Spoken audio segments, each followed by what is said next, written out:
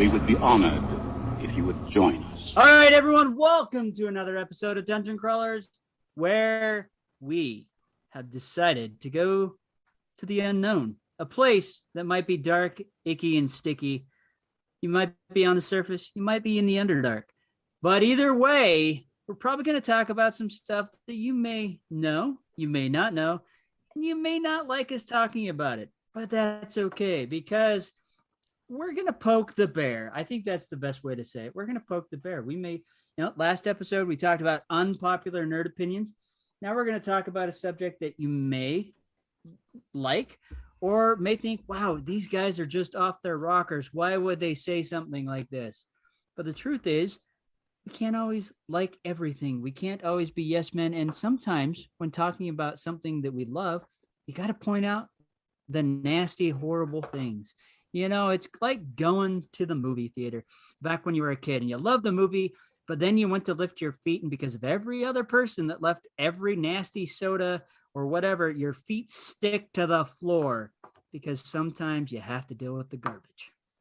And on that note, I do just want to say thank you, gentlemen, for sticking with me, if you'll allow such a messy segue. Some of the things that I presented last week may have gotten some people a little riled up. I'm not going to say who. They might be recording right now, but it was still a good time, and I had to deal with it for a week. Curse you! Just kidding. It's okay. I never get riled up. Now at least we can get a little bit of resolution. And it's okay because I never get riled up the moment I realize someone else is just totally wrong. Ouch. When was the last time that happened? A week ago today.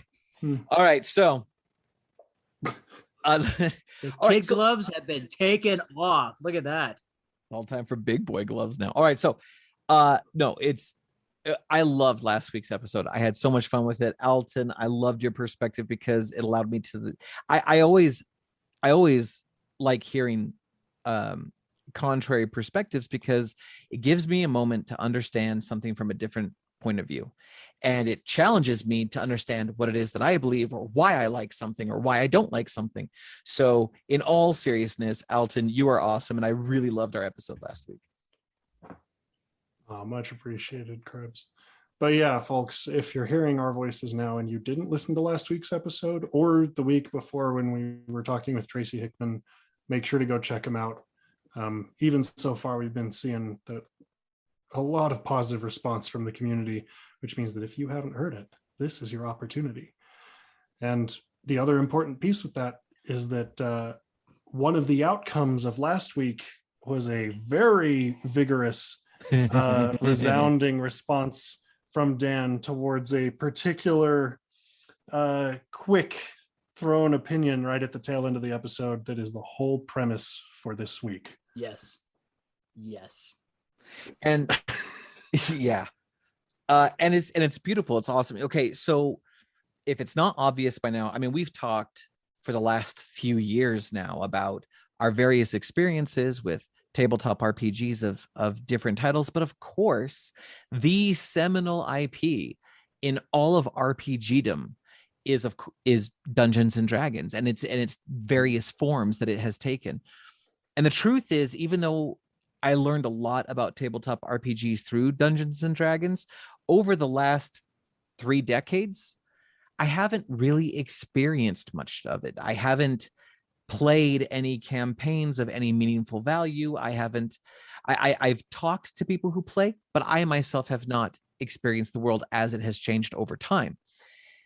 And one of the realms, one of the branches of the D&D family is the Forgotten Realms world and storyline and all the characters therein. And as is true of all D&D, there are so many rich areas to explore. We were talking about it, and we were thinking that it would be a great idea for us to explore Faerun and all of the Forgotten Realms, which is great because I know little to nothing about it. At least I think I know little to nothing about it. I've seen it in passing. That's pretty much it. Yes. Yeah. Well, I mean, you've read Bob Salvatore's Dark Elf books, right?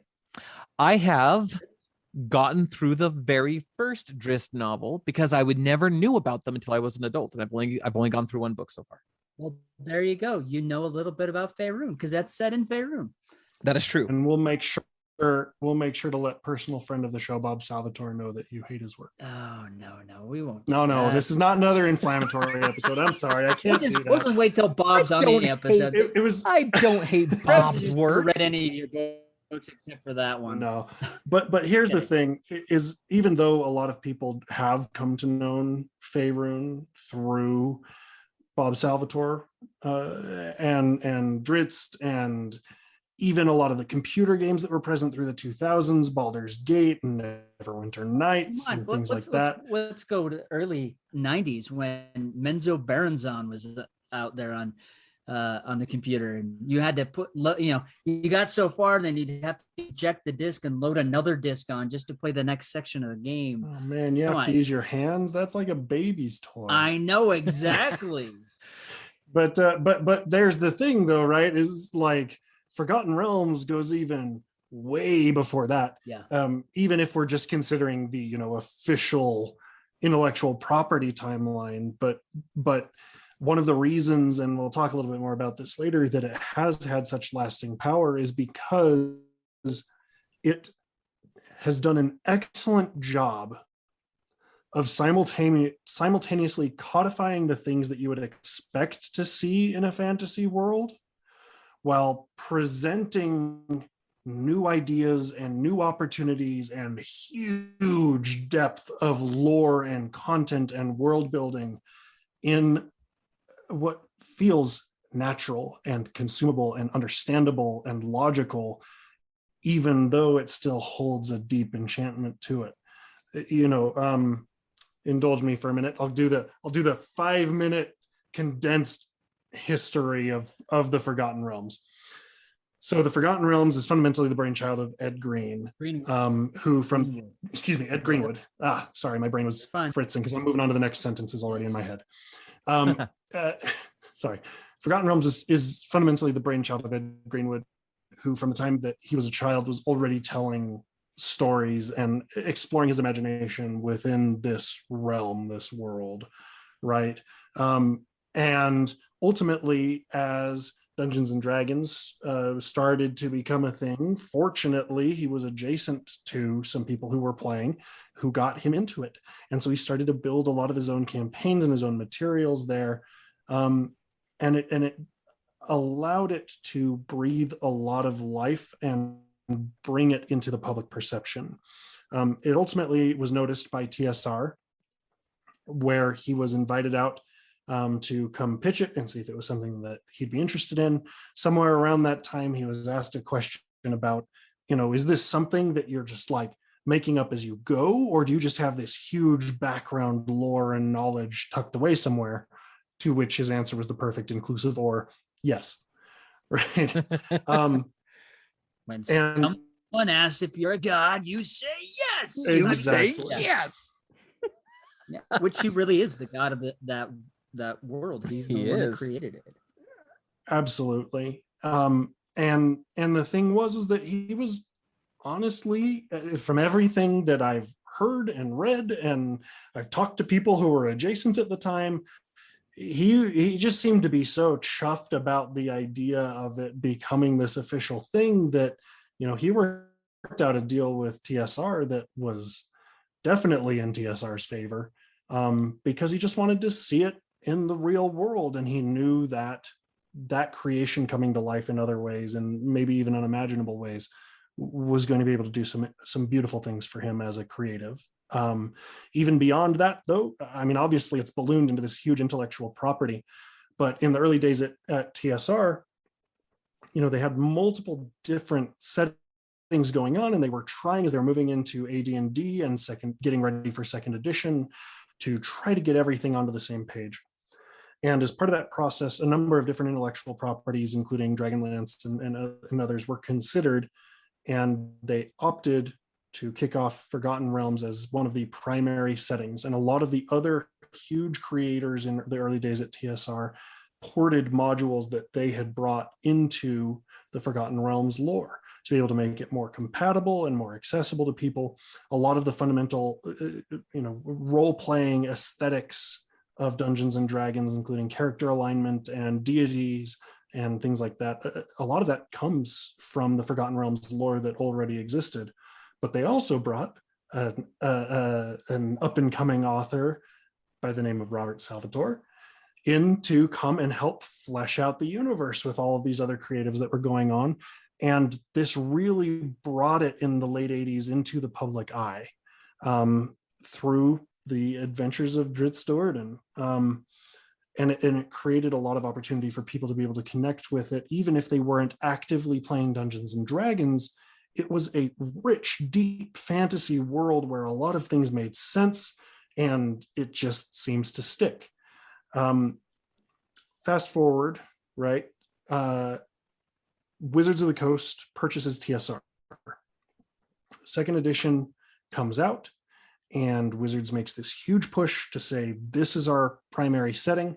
But one of the critical pieces of the Forgotten Realms lore is that it is a realm that is accessed by portals, which means that we can also connect it to all of our other individual intellectual properties in various ways to make sure that players can play the way that they want to play in the worlds that they want to play with the characters and the heroes that they want to play with. And it creates this super rich lattice of all of these intellectual properties as Wizards of the Coast really starts to take it over in the 90s. Ultimately, you get into the early 2000s, they're starting to make this push into the digital space. Hasbro takes notice and buys Wizards of the Coast. In preparation for a third edition of Dungeons and Dragons, they decide that we're going to narrow in even more on Faerun specifically.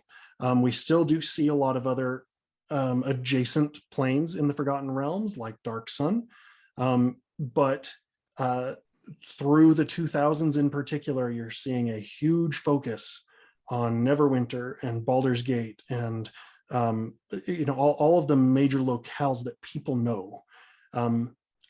Meanwhile, they're working away on what appears to be this budding interest in the wargaming market again in North America, and they opt to come out with the 4th edition of D&D. And as they do so, despite the fact that 3.5 is arguably one of the most popular products ever created, I know that 5th edition has since passed it, but considering the time frame that 5th edition has had versus the time frame that 3.5 had, not even close. Okay, my opinion. I'm not going to try to bring actual data to this fight. Okay. Anyway, getting sidetracked, side questing, coming back.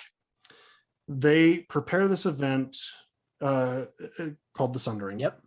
In which we are going to essentially break all of those portals and all of those connections. We're going to jump forward a little bit in the timeline. We're going to rewrite a whole bunch of the deities and streamline a whole bunch of the lore to make it more accessible, because 4th edition is going to be miniatures based, by golly, and what wargamer wants story in their game. What wargamer wants a story in their role-playing game. That is my cynical viewpoint on 4th edition, which is a whole other episode on its own. But nevertheless, the numbers prove out 4th edition is not extremely popular with the vast majority of players, even though there are some very interesting mechanical and lore tidbits that come out of it that shape the future of RPGs. As a whole, it is not well received. So Wizards very quickly starts spinning up another edition. And as part of that, have a year-long media event called the Second Sundering, in which we are streamlining even more, because clearly one of the risks that we took too much risk on was having too expansive of a universe. We really need to get our stories in a nice, neat little basket. Again, cynical. That's not based on any type of actual conversation with a Wizards employee. It's just my outside observation. 5th edition launches. We see Faerun as the primary setting. And even though we have had a connection to Ravenloft as an outside source, and a couple of odd and end crossover things with like Critical Role and Rick and Morty, we really don't see Magic the Gathering most recently. We really don't see connections to other realms besides Faerun, at least up until this point. partially out of a sense of trying to be conservative, partially because they really want to build a robust library of content with mechanical meaning to players, and partially because, as we said before, one of the greatest strengths of Forgotten Realms is that it's easy to understand, but deep enough to have a lot of exploration. And that brings us to the present day, where the only two outside official connections that we have seen to the Forgotten Realms in terms of being able to move between planes is into the MTG multiverse as of just a few months ago, and Ravenloft, which has always existed as kind of a pseudo demi-plane that could be anywhere and nowhere at once. There's your much longer than 5-minute history. Thank you, everybody, for coming to my TED Talk. And now the critical question that I want to pose is, now that I've recanted a lot of the history, Dan, as one of the people who is there in the middle of all of this streamlining and reduction and media explosion and attention, what are some of the things that you love most about the Forgotten Realms, both Faerun itself as well as some of the other adjacent realms that maybe we haven't seen enough of yet? But let me first start off by saying, Krebs, you just haven't played with the right DMs. That's the reason. That's true. I 100% agree. Yeah. What got me into Faerun originally were the novels, which is something I know they have dropped, which is so disappointing. That is what originally got me into the world of Faerun. Bob's books, Ed's books, about Elminster, even Troy Denning, fantastic. He's an attorney by day, but a fantastic author on the side. And he has, not only has he written Star Wars, but man, he's contributed a lot to the Forgotten Realms. And there are a plethora of other fantastic authors. Their names just aren't coming to mind, but the stories are what got me interested in the realms, because here are characters that life has been breathed into them. They're adventuring, they're going through these lands, which made me like, hey, what would it be like if I was an adventurer, following along? Maybe I wasn't on the same quest that Dritz was, but, he went through this town. And what if, and they mentioned kind of this fight going on over here. What if my character was in that fight? Or what if my character or my group was running behind, picking up after Dritz and the companions' trails, and helping 10 towns or going along the Sword Coast. That's what really got me invested. I mean, and the joy of Faerun is it's so huge. I mean, there's so many locations. You don't need, if following Dritz's story is not your thing, that's fine. You can go anywhere. That's the beauty of it. It's so large, and there's such in-depth information that you can read and you can find out. That is the beauty of what Ed has created. It is a big enough sandbox. You can play anywhere you want, and that's okay. And the Sundering, so I'll roll back a bit. It was really interesting the way they handled this. There was the Time of Troubles, and that was introducing 3rd edition. And because of the rule change, you could tell in the writing something had changed, and that was their explanation. Some gods disappeared, new gods showed up, some powers changed here and there, and then we had the next thing that happened for 4th edition, and then we had the big Sundering for 5th edition. And creatively, I understand why they did that.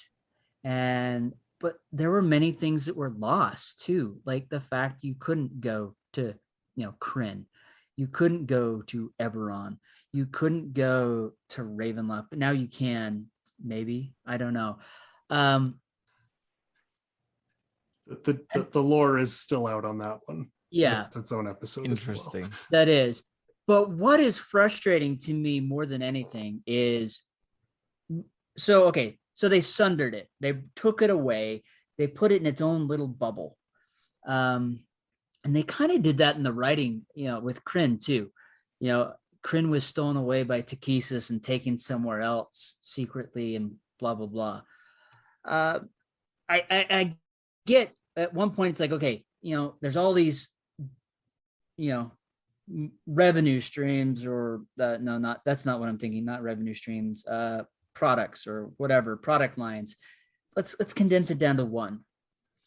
But what is really frustrating is instead of opening that back up, now we're connected to magic. Okay, you're going to do that. Let's open it back up to Kryn. Let's open it back up to Eberron. Dark Sun. Man, I love Dark Sun. That was a fantastic setting. Conan-esque with aliens and a desert planet that everyone struggles to live on. But that's gone. I mean, it was up there till 3rd edition. Now that's gone. So why has it survived? I think it survived because it was lush. It was a huge sandbox.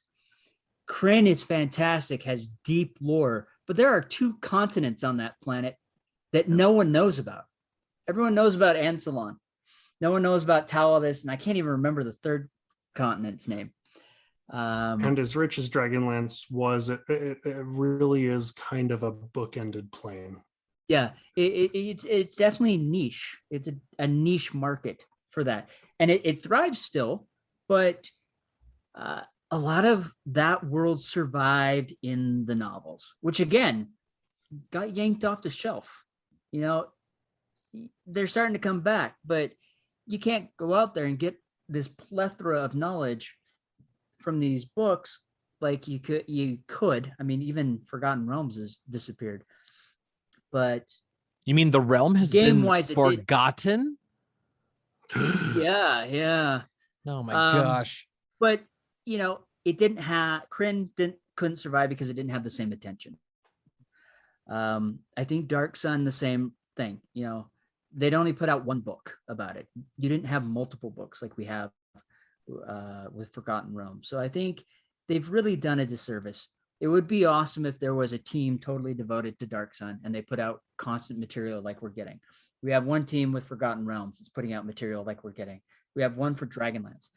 Because when D&D first rolled out, there wasn't this world, that way. The beauty of it is you could do anything. And D&D still has that flexibility. You can use your own homebrew, your own world, whatever. But we've kind of lost that, I think. Funnily enough, a little factoid about Forgotten Realms. Originally in the lore, before TSR purchased the rights, Ed had designed it so that you could Earth had a portal to the Forgotten Realms, to Faerun specifically. TSR at the time, with the Satanic Panic and the other things that were going on, they were worried about a situation in which kids would go out and hurt themselves trying to open a portal to Faerun, right? But that was one of the fundamental tenets of the world, is if I can't do it on this world, I can go somewhere that I can. Well, I mean, look at Stranger Things. That's that exact thing. Is hey, there's a portal to Earth, and I think that was kind of, for those that don't know the deep lore, I think that was what they were going for. Is hey, Earth has a connection to these other planes. Let's, that's how we can have Demogorgon or whatever, all the other monsters that are showing up. And I think that was fantastic, and I picked up on that right away. But fundamentally, I feel like all these fantastic worlds have been strip mined. I mean, we're seeing it now. I mean, we're getting a book that's coming out next month called Fizban's Fabulous Treasures. Unless, Fizban is is the mortal name of the god of good from Dragonlance. And I think there's some mention of Draconian, but the rest of that has nothing to do with Dragonlance itself. But yet we're throwing that now into Faerun. Why are we doing that? Why not open up Dragonlance again?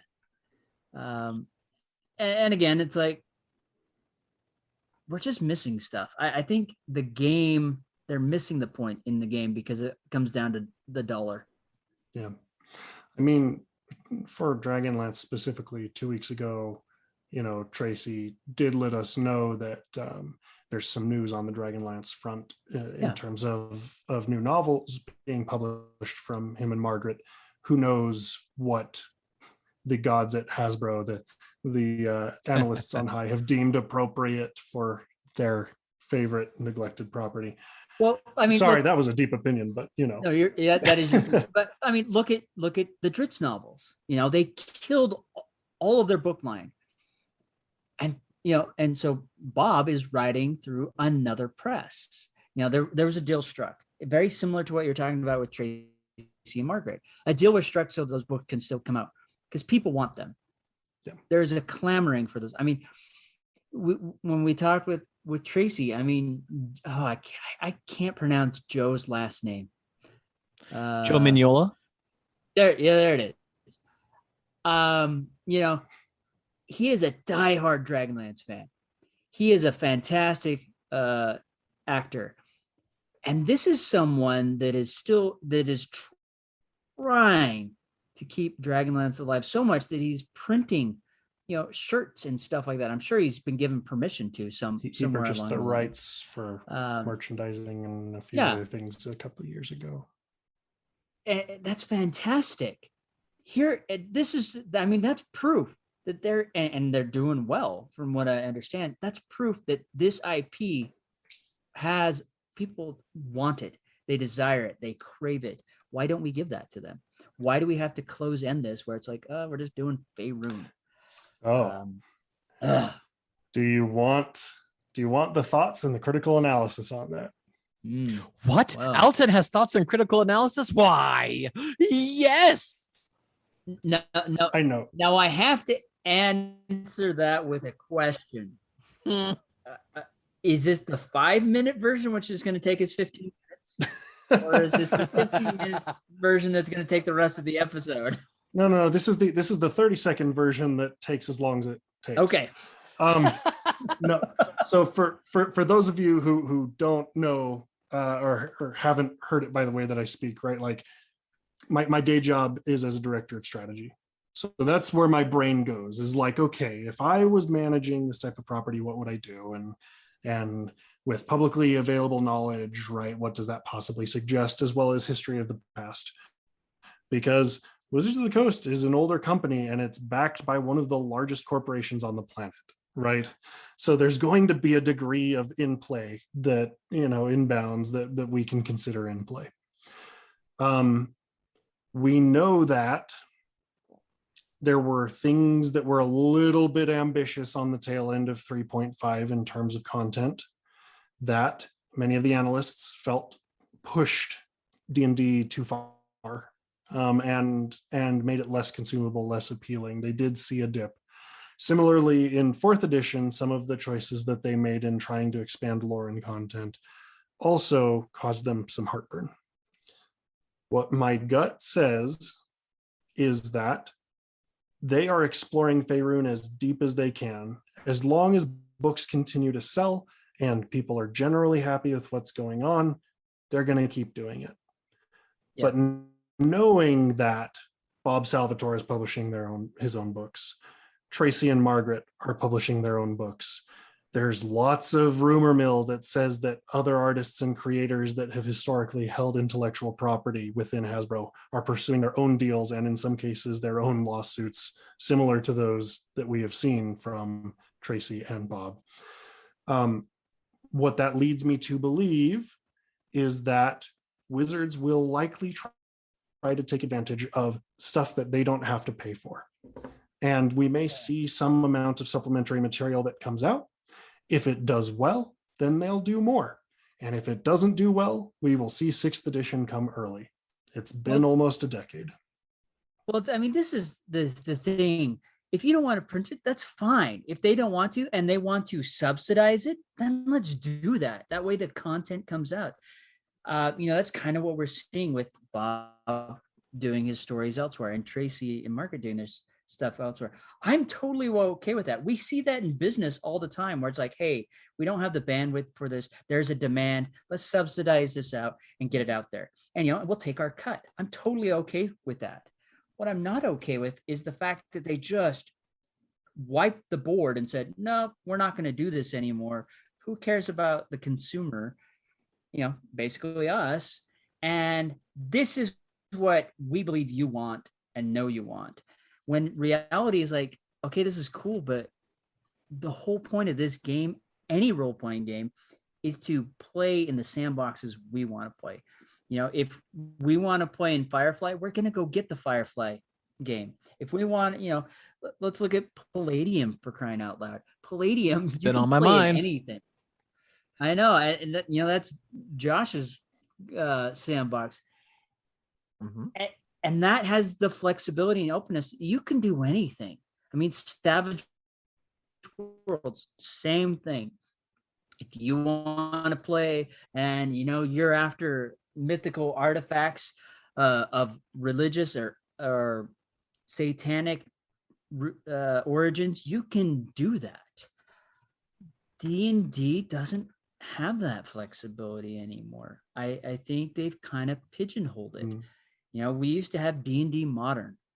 There were also some rules where you could play in a sci-fi type setting. I mean, those are all gone. And I keep coming back to, they've taken some of the best parts of other things and crammed it in here. Warforged, you only saw that in Eberron. Now it's in Faerun. Okay, cool. I mean, it makes sense. They're kind of golems. They're fun to play, but and now Draconians are showing up in there. Okay, that's cool, but Draconians are pretty much Dragonlance. So those portals apparently are functioning, but not. So I don't know. Yeah. So Krebs, now that we have done a whole bunch of lore babble and techno babble your direction, well, what kind of questions do you have? Let's get some refinements over here, because I've heard a lot of things and terminology that I want to make sure that we get a clear picture of. Okay, so Faerun, is it a continent? Is it a kingdom? Is it a land? Is it a world? Is it a dimension? What is Faerun exactly? It is a planet. No. Faerun is a continent on a bigger planet. Okay, so Faerun is a... That's okay. Faerun is a continent on a larger planet. Now, is this the quintessential Earth-like that D&D takes place on, or is this a different place? It is the fundamental place where the vast majority of D&D content exists, at least now. That's not always been the case, but it was. Yeah, the world. Oh, that's right. Is Abir Toril. Toril is normally the name called of the planet. Toril. Yeah. Dang it. And just for my reference, what is the relation of the planet's name is Turil? Is that correct? Turil, yeah. Okay, so what's the relationship of Turil to Amalur? Amalur is another Bob Salvatore property, but I thought it was still in the Forgotten Realms. Yeah. Yes, so it is in the Forgotten Realms, but it is not on that planet. It's another one of the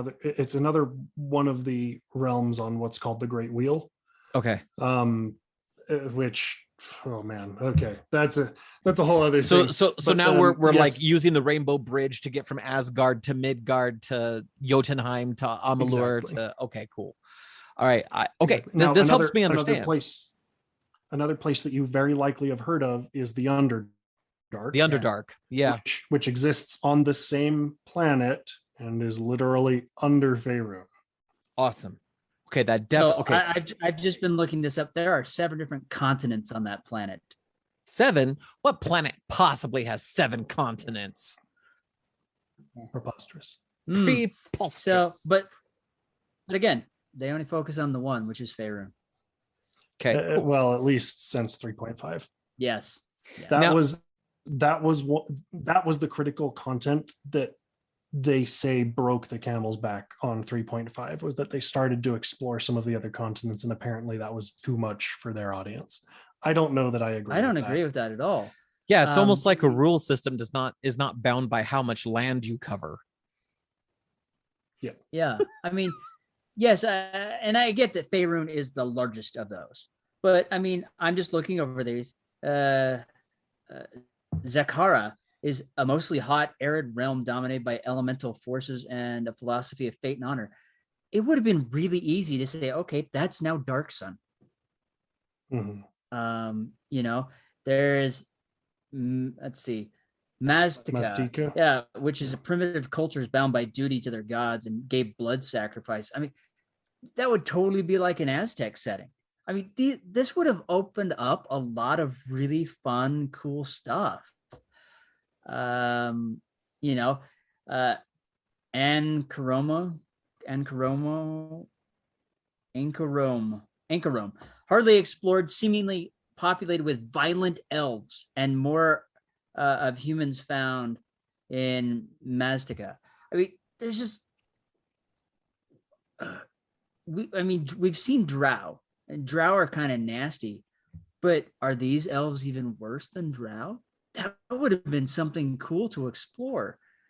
Yeah, I mean, there's just a lot here, and again, this is where I struggle. The whole point is to explore and create and travel these realms, these worlds, and yet it's like, nope, we're sticking to this box. I mean, that's the whole premise even of the name, is that whole idea that there are realms that are forgotten to time, right? I think there's in the original logo, there was a runic font at the top that said, like, you know, there are tales lost to time or something like that. And that was the whole premise, is it was supposed to be this open-ended sandbox of we have this cool idea for mechanical content, we need to create lore that goes with it, we have a place to put it. And funnily enough, some of the mechanical things that were established as part of the Forgotten Realms are also some of the things that I think are holding Dungeons and Dragons back.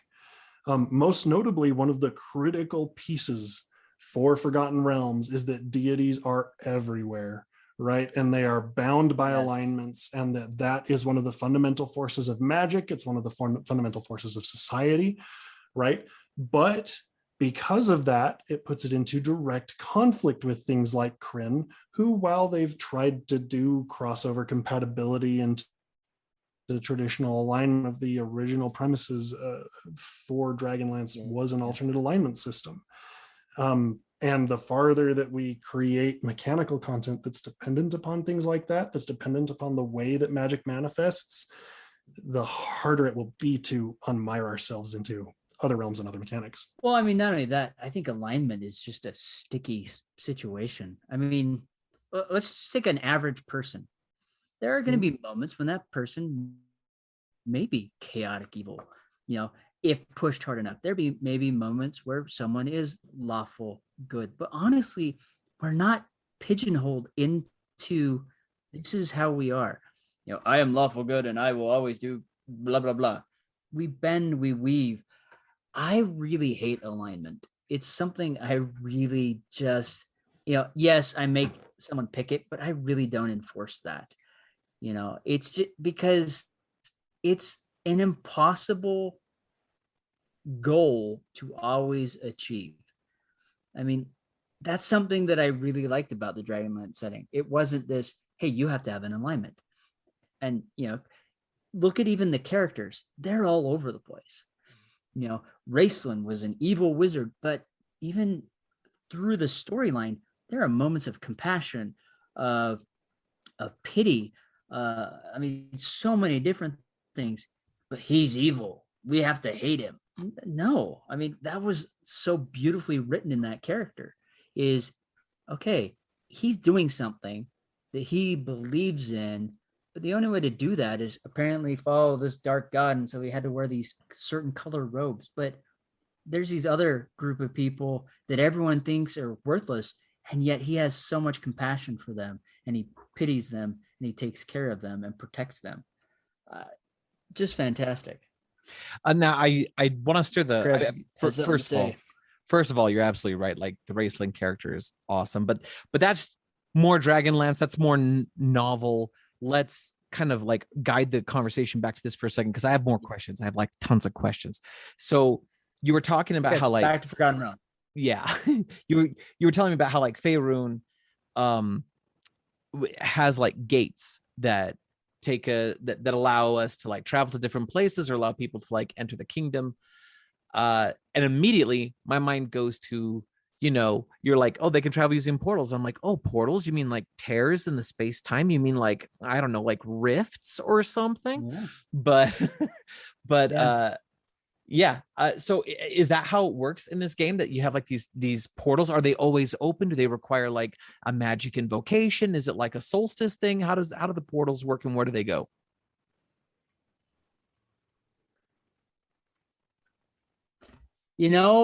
I'll be honest, it has been so long, I don't remember. I mean, because it's been removed from the game. I just don't remember how it functions, which is sad. But I remember in my original, so my very first game I ever played, we were playing in Faerun.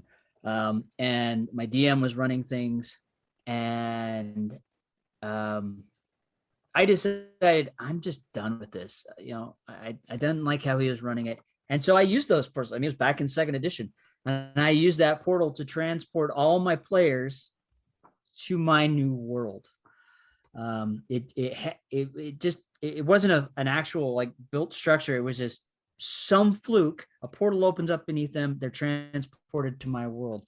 That way I could get them away from Faerun, and I could go to my own planet that I created, that I can control, and that I get to build the lore for.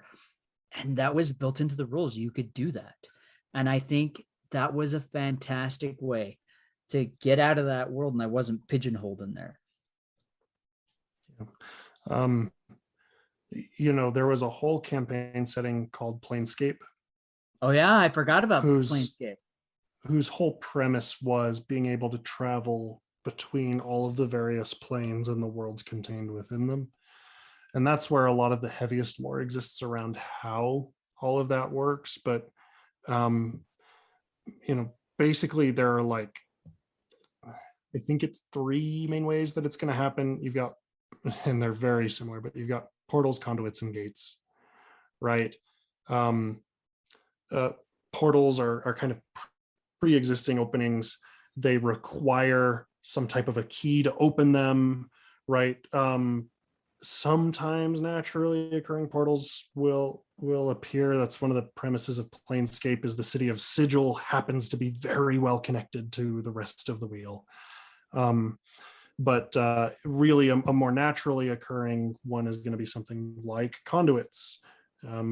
These are going to present themselves more like you would see a flux or a tornado or a whirlpool or something that just is going to be open and turbulent for some period amount of time, and then it's going to fall away.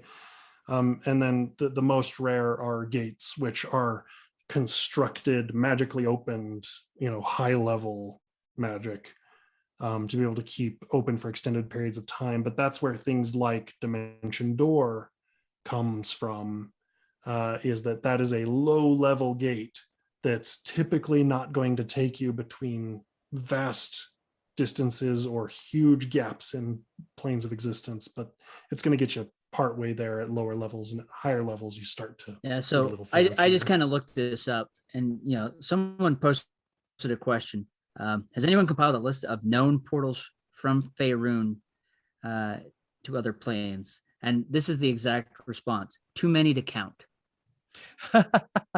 Well, and that's good, because that means that our DMs are not limited, or they don't have to feel limited, right? If there's no maximum count, they can just do whatever they need to do, which is what they should do. Yeah, I mean, the portals would go to different planes.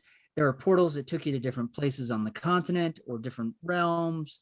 I'm sure to other continents as well as to other worlds, which, when Ed designed this, that was fantastic. That's a way that you can go anywhere you want. You can extend your imagination to other places. If you don't like, traditional medieval D&D, maybe there's a portal that takes you to, let's say, Shadowrun. And you can do that, or to a place ran by Nazis. or Japan won World War II or something. Who knows? Those type of things, or it could be that where it's kind of like the multiverse with the what ifs episodes That's right. that are out right. That's right. You can do something like that. I think that's kind of the magic that's been stolen from this world, from this system, is we can still do it, yes, but there isn't that possibility built in the way it used to be. That's fair. So there's kind of probably a last question that I'd like to ask that I'm specifically interested in hearing from Dan, but I'm also interested in hearing a contrasting kind of viewpoint from Krebs, which is knowing that there is other content that exists, right, in the larger sphere of content that you could possibly consume, some of which has already been traditionally implemented in Dungeons and Dragons, some of which hasn't, but might be a great campaign setting or background to port in. What are some of the, maybe 2 or 3 that are like the very top of the list for you, Dan? 2 or 3 like IPs, or just 2 or 3 ideas?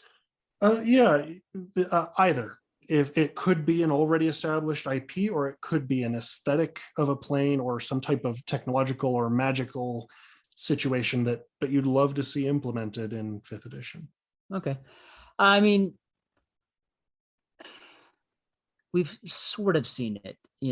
Some of these supplemental books have talked about kind of like Greek mythology. I love Egyptian mythology. I would love to see something along that lines.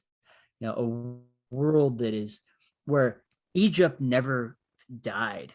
We kind of, there's a little bit of Stargate, I guess, involved in that, but it would be really cool that, we go to a planet and it's like Egypt never left. The gods are still there. People are building pyramids, and that just seems exciting to me. Something else that I would really love to see is, I really like Dark Sun. That is a fantastic setting. I really enjoy it's everything will kill you. I mean, literally, if you don't have enough water, you'll die. It's so hot. No one is really wearing clothing, and to wear like suits of armor, it's like jumping into a microwave. It's just not feasible. Most people are fighting. If you have a steel sword, you are considered super rich and insane. Most people are fighting with bone weapons and wood weapons and things like that. That's what I loved about it, because it was even more challenging. So we've gone history, we've gone setting that's gone. The other thing that I would really an IP that I think would be really cool that D&D could be used for.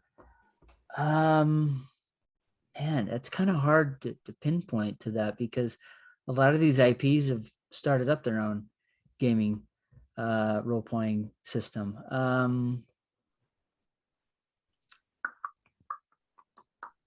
So if I was to have to pick, and this is going to sound really weird because I'm not a huge horror fan, but it would be really cool to have like a expansion set that's focused around John Carpenter's The Thing.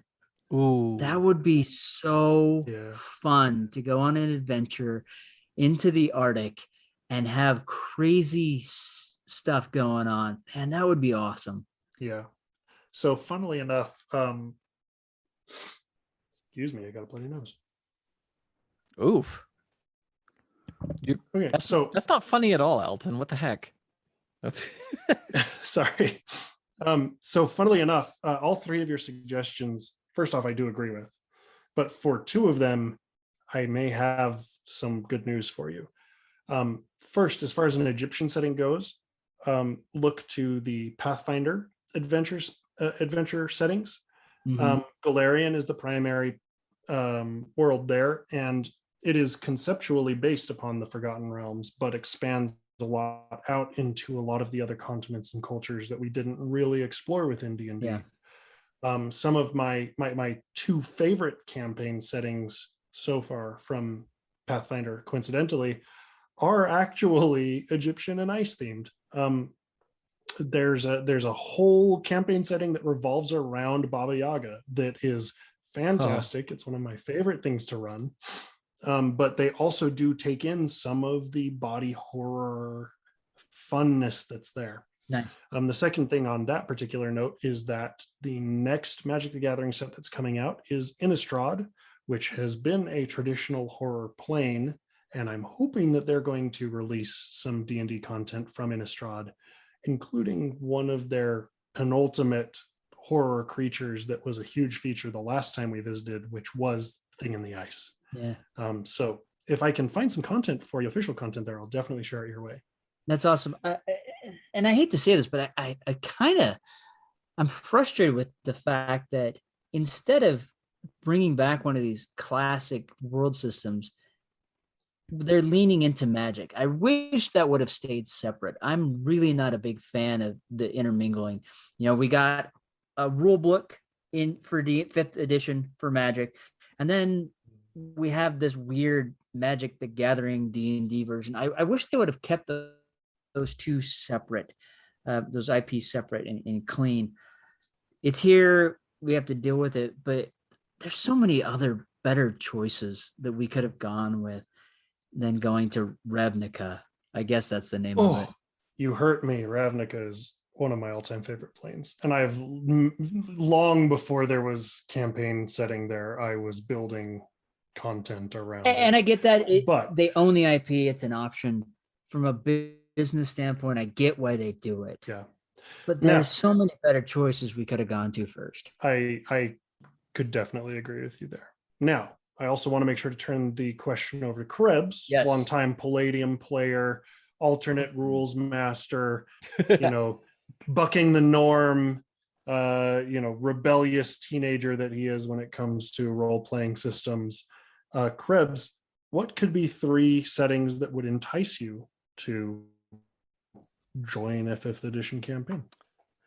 That's such a fantastic question. So I was thinking through it in my head and trying. I want to have answers that are different than Daniel's, although I have to say, Daniel, you gave some excellent answers. I definitely I want to take a setting that is not D&D, but that is complementary to D&D and inject that. And one such setting that comes to mind would be Gloomhaven. I think Gloomhaven has an excellent mythos behind it, world building, unique races and world perspectives. I think a continent for Gloomhaven would be an excellent funny choice. enough, Gloomhaven just released a role-playing type system that you can, What you stealing my thunder for, man? I was gonna come in at the tail end and be like, "Hey, I got some good news." But hey, this is the true answer for Krebs.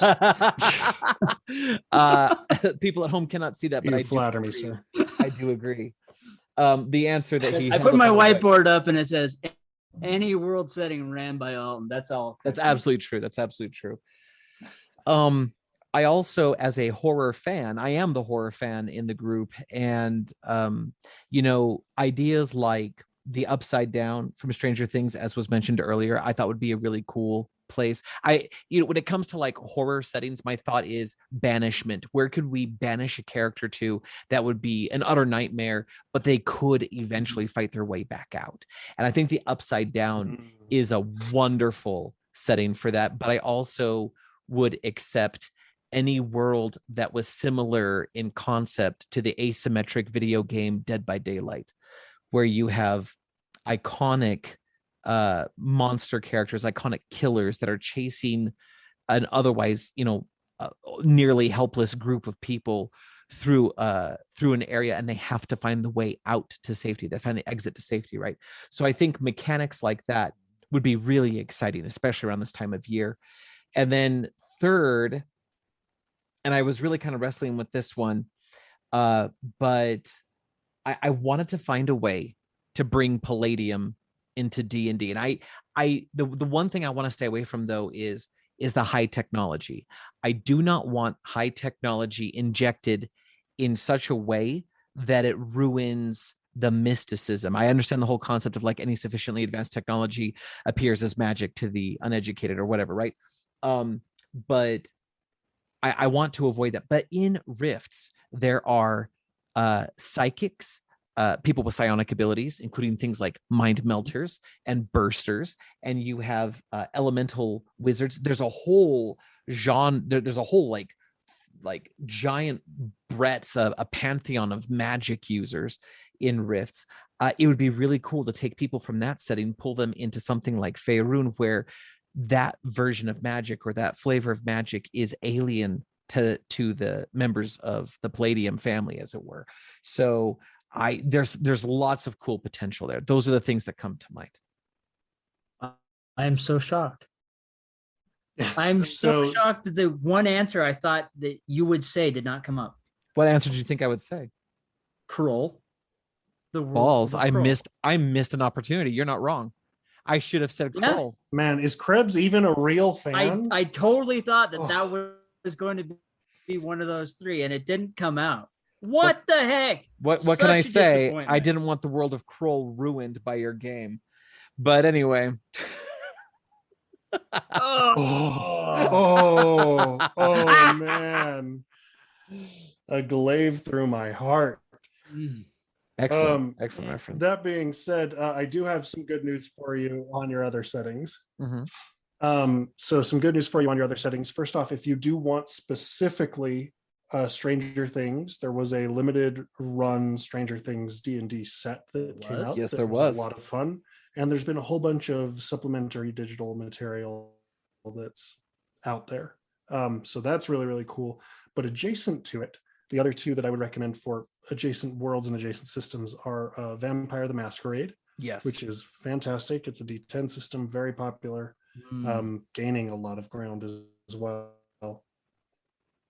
And Arkham Horror, which is a property primarily owned by Fantasy Flight Games, but it does an excellent job of modernizing Lovecraftian horror while still allowing there to be some additional space and room for that competition between what is magic, what is technology, how does each side understand the other.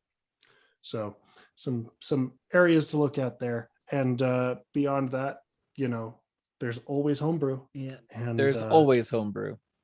I would have to put crawlers. You got to tell those stories. A caveat with Vampire the Masquerade. It depends on what version you're playing. No, I can get behind that statement.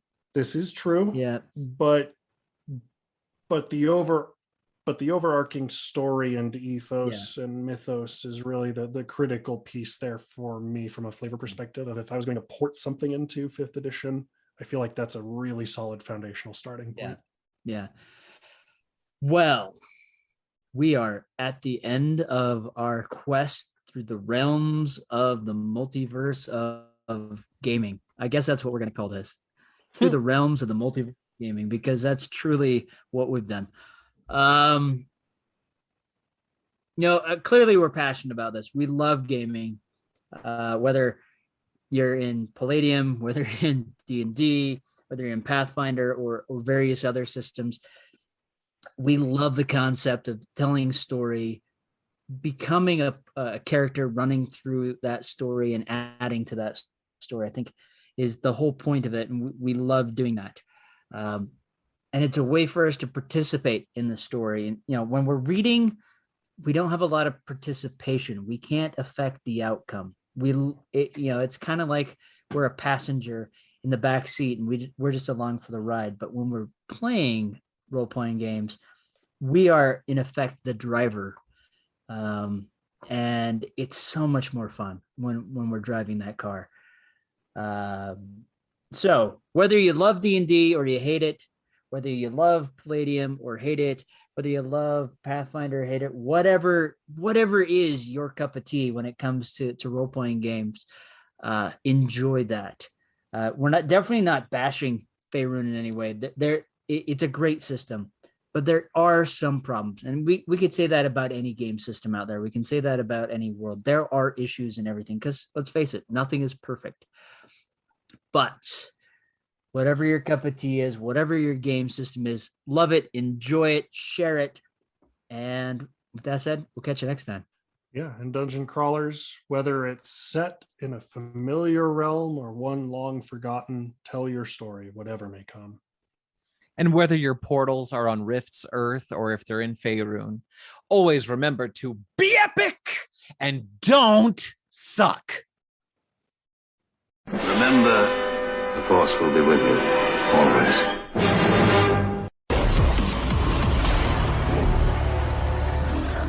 Dungeon crawlers.